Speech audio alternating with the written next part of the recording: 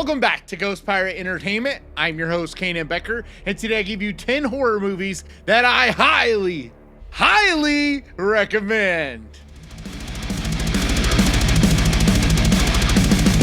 And with that, let's get to the list. How did I get so lucky tonight? Gotcha.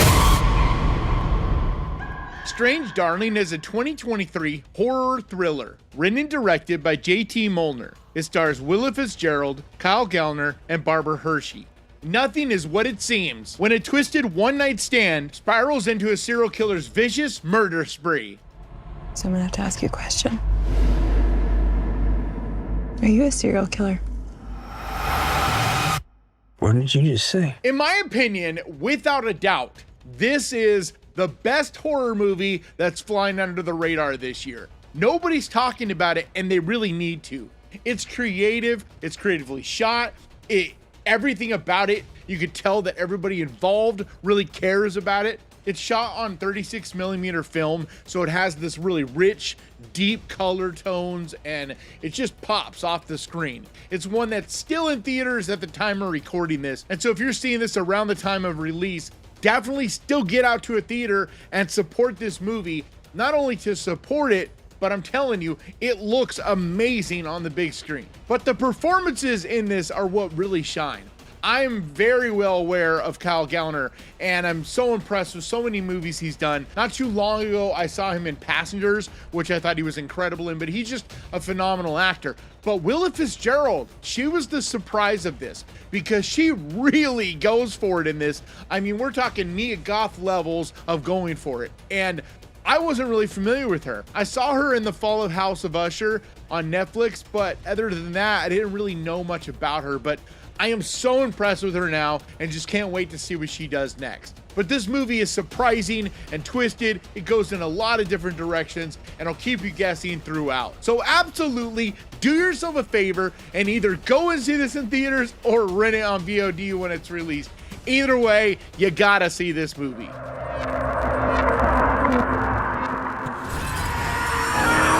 We want all of this. Oh my God! Nightcrawler is a 2014 psychological thriller written and directed by Dan Gilroy in his directorial debut. It stars Jake Gyllenhaal, Rene Russo, and Bill Paxton. A con man desperate for work muscles into the world of LA crime journalism and blurs the line between observer and participant to become the star of his own story. We beat the police. I will never ask you to do anything that I wouldn't do myself. So I don't want to hear from any of you gatekeepers out there that are saying this is not a horror movie.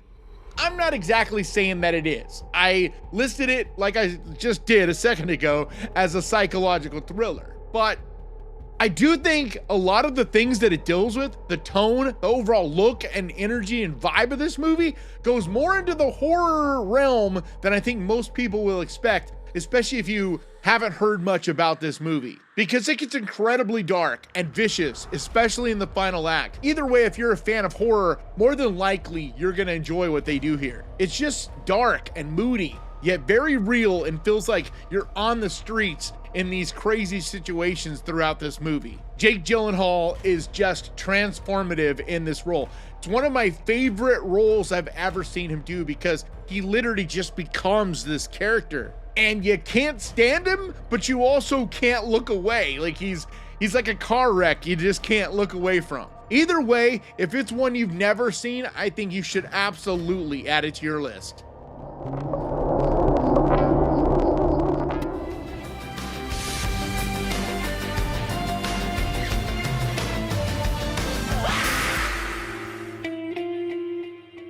Excision is a 2012 psychological horror movie, written and directed by Richard Bates Jr. It stars Annalyn McCord, Tracy Lords, and Malcolm McDowell. The story is about a disturbed, delusional high school student who has aspirations of a career in medicine and goes to extremes to earn the approval of her controlling mother and sister.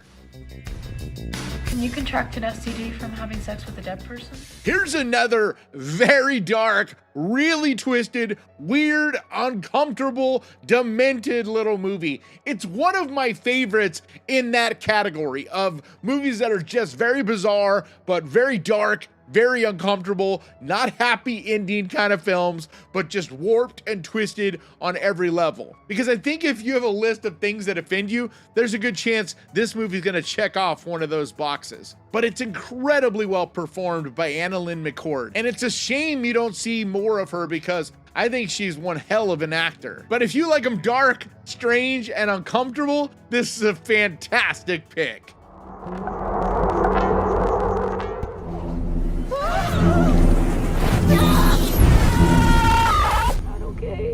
I'm okay, I'm not okay. Why won't you look at me? The Ruins is a 2008 horror movie. Written and directed by Carter Smith. It stars Jonathan Tucker, Jenna Malone, and Sean Ashmore. A young group of adults looking for fun on holiday in Mexico get much more than they bargained for after visiting an archaeological dig in the jungle. They won't let us leave. Why are they doing this? Got something to do with the ruins. This is a movie that I just will not, I refuse to let people forget about because I love it. It's so brutal. It's so vicious. The body horror in it, you could just feel it. It makes your skin crawl. But it's also creative and imaginative. But it's really cool because it's such a simple premise, but the way that it's performed by the cast, the way the special effects are done, and like I said, the body horror, the lengths that it goes, the gruesome qualities of it make this an absolute must watch.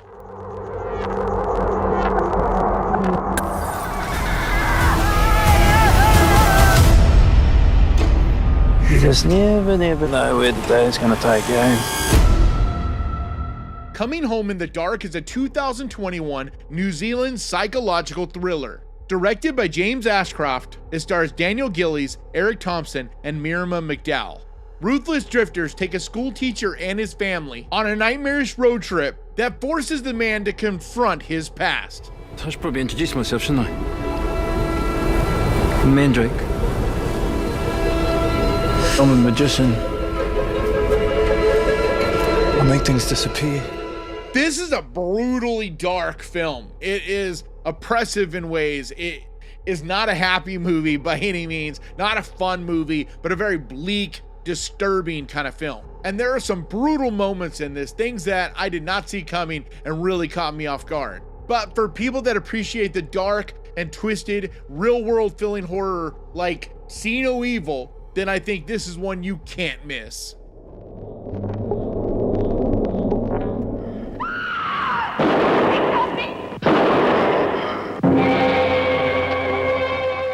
Horror Hotel or City of the Dead is a 1960 supernatural horror movie. Directed by John Llewellyn Moxey, it stars Christopher Lee, Vanetta Stevenson, and Betta St. John.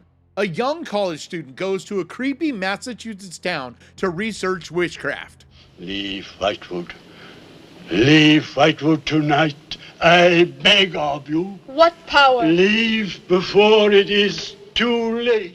I don't talk about classic, especially black and white horror on this channel enough, I don't think. And every now and then one of you guys will be like, hey, why don't you talk about classics? So I'm going to start trying to throw them in a little more, especially when one like this comes to mind, because this is one of my favorites. It's so moody, it's so atmospheric, and Christopher Lee is incredible in it. I mean, he's always incredible, but this is really him at the peak of his powers, and I just love watching him on screen. But this is one of those movies that just really works in black and white. I don't even think it would have as moody and creepy at all of a feeling to it if it wasn't in black and white. And maybe that's just because of me and growing up with horror that was black and white. There was this disturbing quality to it because of the black and white. I don't know.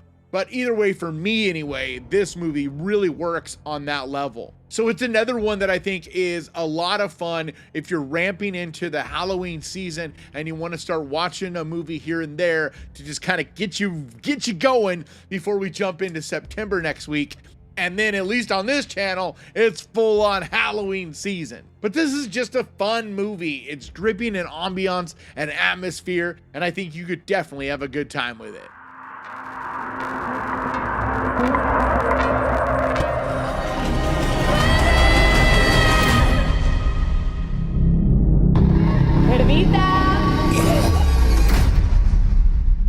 Piggy is a 2022 Spanish horror thriller, written and directed by Carlota Pereda and based on her 2019 short film of the same name. It stars Laura Gallen, Richard Holmes, and Carmen Machi. Sarah is an overweight teen who witnesses a stranger kidnap a clique of girls who bully her on a regular basis. But when the police start asking questions, Sarah keeps quiet as she's torn between revealing the truth or protecting the man who saved her.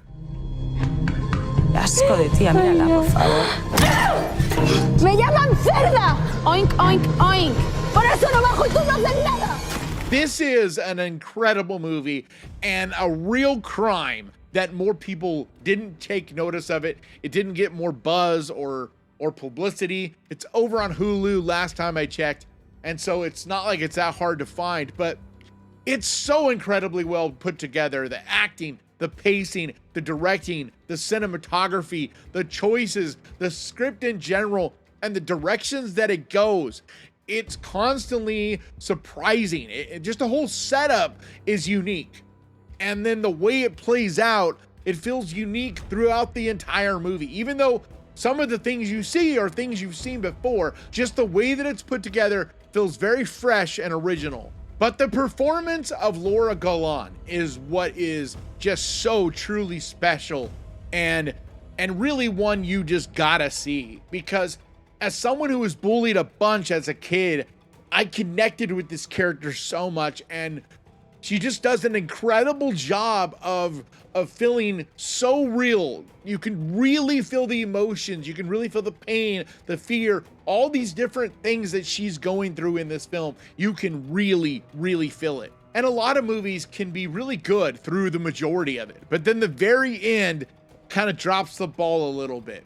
But this absolutely doesn't. In my opinion, this is one of the better endings of a horror thriller I've seen in a long time. So if you've never seen this, do yourself a favor and make it the next thing that you watch.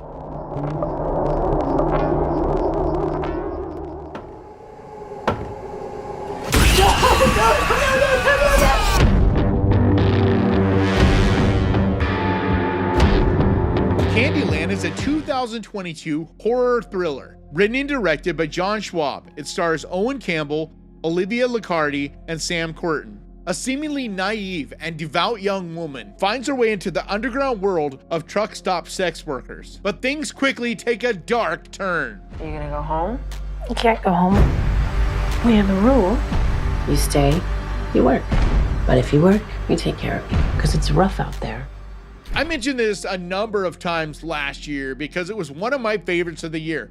One of the biggest surprises of the year, and one I still rarely hear anyone talk about. But it's so incredibly layered. The performances here are incredible. The directions, the different twists and turns that it takes are surprising and yet brutal and demented. It doesn't hold back on the gore. It's really just a phenomenal, phenomenal movie. And I've had a number of comments saying when I recommended it in the past that, you know, it's one of the worst movies they've ever seen, things like that.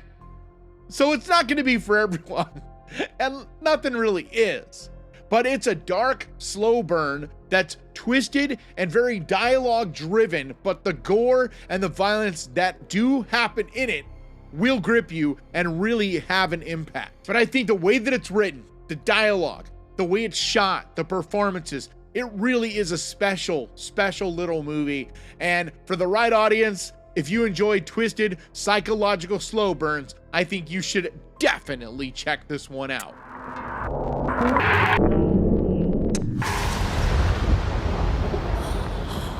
What is it you pray for?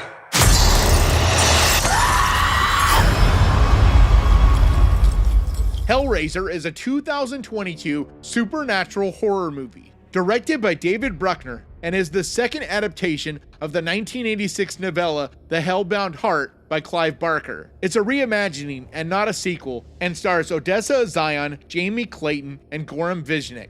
A young woman struggling with addiction comes into the possession of an ancient puzzle box, unaware that its purpose is to summon the Cenobites. What is it? It's a puzzle. And it's almost finished. So when I was throwing this list together, I was thinking about all the movies that I would highly recommend that I haven't talked about enough or that just don't get enough love, things like that. And this one just popped into mind, and I realized that I had never talked about it on the channel. I had done an individual review when it first came out, and then I think that's it. I looked at my notes and I didn't see any other time that I talked about it.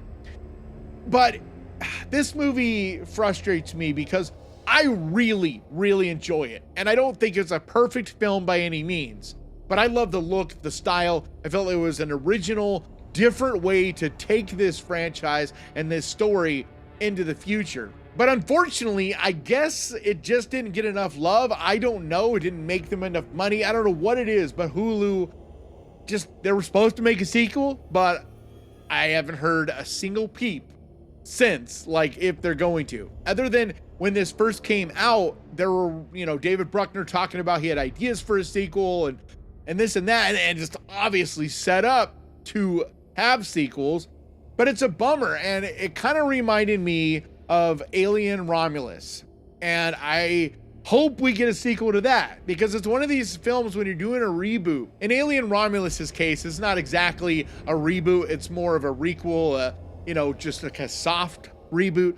But either way, when you restart a property like this, an IP like this, you got to give these filmmakers a chance. If their movies are even somewhat decent, you got to give them a sequel to see what their unique ideas would be. Because the biggest problem with a lot of these is it's a lot of callbacks to the franchise and fan service, but not a ton of new ideas. Like, the studios are not going to greenlight something that's extremely unique and different. They want to bring in the fans of that IP. But either way, I love the ideas here. I love that instead of the leather, even though I have friends who are not a big fan of the suits the Cenobites wear in this, that it's their actual skin. But I think that's a creative way of doing something different moving forward. But the designs I thought were fantastic. I enjoyed the characters and the directions that it takes. The only issue I have with this movie is that there just wasn't enough moving us forward. It was a lot of setting up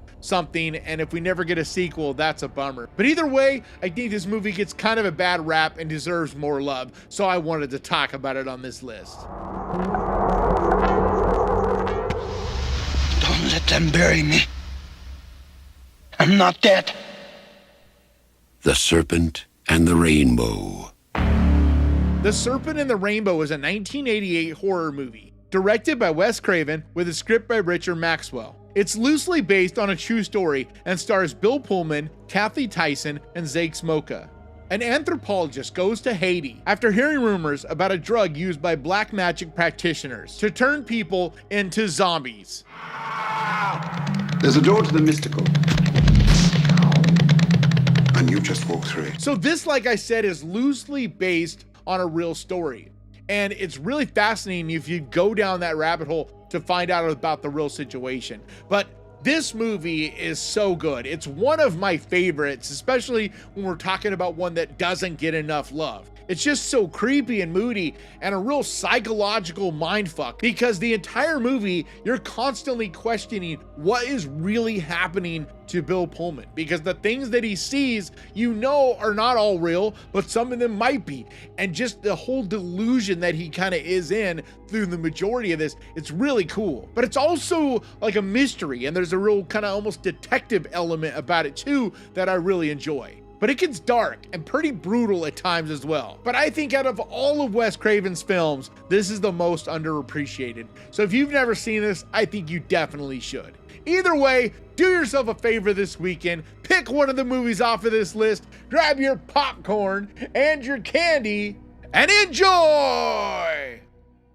And I want to give a massive, huge, enormous thank you to the Ghost Pirate crew, to you guys over on Patreon, and to the channel members over here. You guys mean so so much to me. And if you would like to help support this channel over on Patreon, there's a link down in the description. Or you can become a channel member by clicking on the join button down there. But like always, thank you so much for watching. Please crush that like button. And remember, guys, horror can be fun. And if you enjoyed this, click right here to watch me talk about 10 horror movies that I think you'll enjoy over on Prime Video. And I'll see you guys next time.